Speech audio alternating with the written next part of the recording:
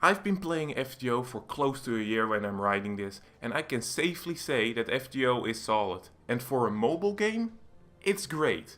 While I do have some complaints, the positives outweigh the negatives. And I promise it has nothing to do with me loving anything Fate. Really.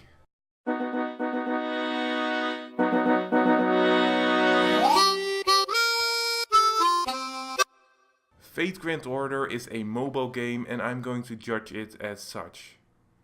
When I first started to play the game, I really didn't expect much from the story, just some fanservice moments, not much else. Boy, was I wrong. FGO's story is way better than any mobile game story has any right to be. We are a master candidate that just arrived at Chaldea? Fuck it, this. You immediately fall asleep when you arrive until your self-proclaimed Kohai wakes you up. When talking to Mashu, you also meet Lev, the epitome of goodness and trustworthiness. Okay, this is outside of the review, but why does Lev have spikes on his thigh? Weird. He tells us we have to go to a orientation.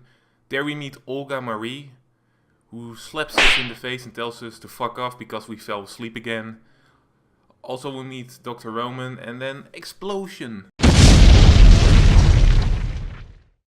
Like the protagonist we were born to be, we run towards the explosion instead of running away. We find Mush and let's just say she lost some weight and get race shifted to a strange city that's on fire.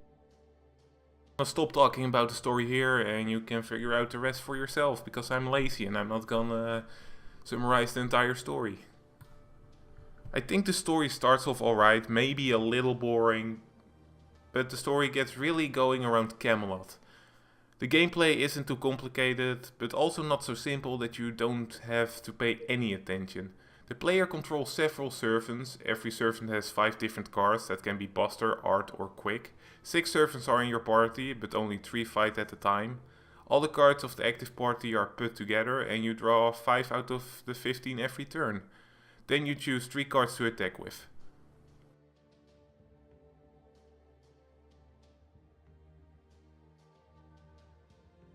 If you have 3 of the same type of cards, you get a chain, which will increase the effectiveness of that card type.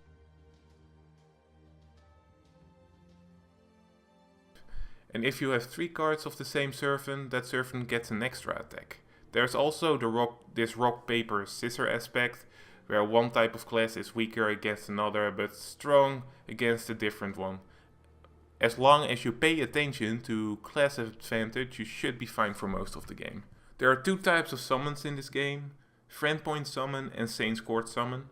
With Friend Point Summons, you can get up to 3-star and below servants and craft essences. Okay, and with Saint's Court Summon, you can get the stuff everybody really wants. The chance to get a 5-star anything is low. 1% low with 5-star servants and 3% low with craft essences. So don't expect to get the best anything when you just start out. Well, except if you are a certain one of my friends who summons a 5-star in his first couple of goddamn days. I'm not jealous. No, I'm not. I'm happy for him. Now, don't worry, you can get through the entire game with only 3-star and below servants and craft essences. Now, if you actually manage to summon your favorite servant, you can interact with them in your room.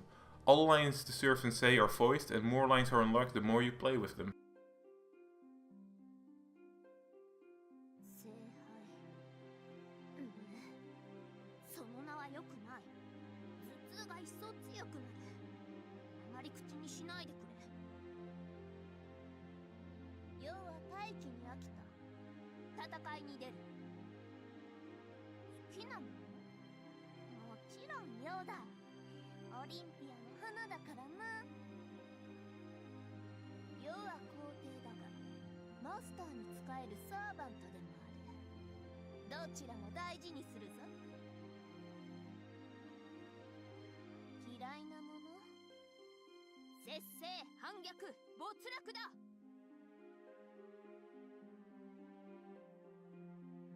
That's about everything I have to say about this game.